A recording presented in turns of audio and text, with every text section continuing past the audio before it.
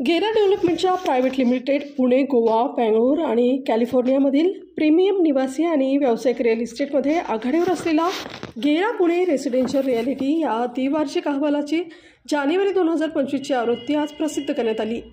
अहवाल त्या पुण्याचा पहिला आणि एकमेव जनगणनेवर आधारित अहवाल. त्यात 3 लाखाहून अधिक बांधकामातील युनिट्स आणि 2300हून अधिक प्रकल्पांचा समावेश आहे. 14 वर्ष आणि 28 गुणांच्या विस्तारासह हा अहवाल जानेवारी-डिसेंबर 2024मधील क्षेत्रातील कामगिरीवर लक्ष केंद्रित करून पुण्याच्या निवासी रिअल इस्टेट मार्केटमध्ये सखोल माहिती देतो.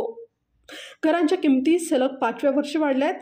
आधीच उंचावलेल्या आधारावर संपूर्ण शहरात सरासरी दर 10% वाढून 6,590 रुपये प्रति चौरस फूट या सर्वकालिक उच्चांकांवर पोहोचला आहे. विकासकांनी बाजारात आणलेल्या इन्व्हेंटरीमध्ये घट झाल्यामुळं विक्रीतील मंदी आली आहे.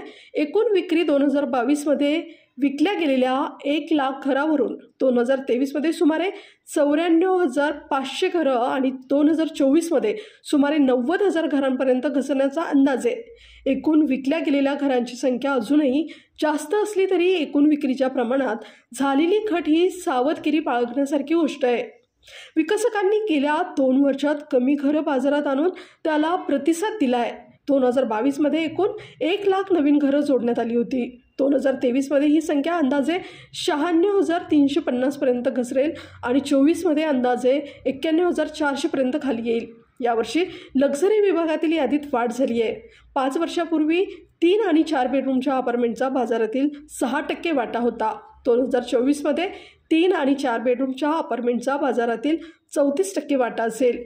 साहजिकच मोठ्या घरांकडे वळले आहेत. या कालावधीत 1 बेडरूम घराचा वाटा 49 वरून 11% पर्यंत कमी झाला आहे. 934 चौरस फूट चटक क्षेत्रात 1,261 चौरस फुटापर्यंत पोहोचलेल्या नवीन सुरू झालेल्या घरांच्या सरासरी आकारातही याचा पुरावा होतोय. हे 5 वर्षात 43%ची वाढ दर्शवतं, जे आधुनिक जीवनशैलीच्या आकांक्षा पूर्ण करणाऱ्या मोठ्या आणि अधिक प्रशस्त घरांना स्पष्ट प्राधान्य दर्शवतं. निष्कर्षावर गेरा डेव्हलपमेंट्स प्रायव्हेट लिमिटेडचे व्यवस्थापकीय संचालक रोहित गेरा म्हणाले, पुण्याच्या रिअल इस्टेट मार्केट 2020मध्ये सुरू झालेल्या क्लासिक बूम सायकलची गतिशीलता प्रतिबिंबित करतं.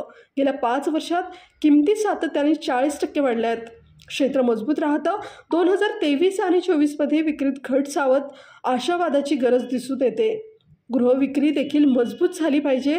तथापि घराच्या विक्रीतील घसरण वर्तमान किमतीच्या पातळीवरील प्रतिकार दर्शवतं, कारण विकासकांनी बाजारात जोडलेल्या नवीन इन्व्हेंटरीच्या अभावामुळे बाजार स्थिर स्थितीत ठेवला आहे.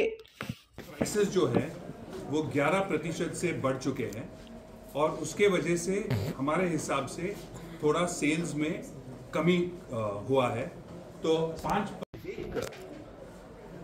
टोटल जो सप्लाई है मार्केट में वो थोड़ा कम हुआ है. तो इसके वजह से आज की परिस्थिति में मार्केट पूरा इक्विलिब्रियम में है. दूसरी जो महत्वपूर्ण बात है कि जो गए साल में अगर आप देखें तो अफोर्डेबल हाउसिंग और जो कम दाम के जो घर है उसका डिमांड कम हुआ है और इसके रिस्पॉन्स में डेवलपर ने जो बड़े साइज फ्लैट्स हैं, लग्जरी के जो फ्लैट्स हैं वो ज़्यादा लॉन्च किए हैं. वहाँ प्राइसेस ज़्यादा बढ़ चुके हैं, वहाँ डिमांड है ज़्यादा और वहाँ सेल ज़्यादा है. तो ये 2 मेन जो बात है इस साल गए साल की जो डेटा देखें तो उसमें एक तो प्राइसेस बढ़ गए हैं और उसके वजह से थोड़ा सेल्स कम हुआ है और लग्जरी का जो सेक्टर है वहाँ बहुत पॉजिटिविटी से सेल्स हो रहा है, सप्लाई बढ़ रहा है. तो ये मार्केट का ओवरऑल सिचुएशन है.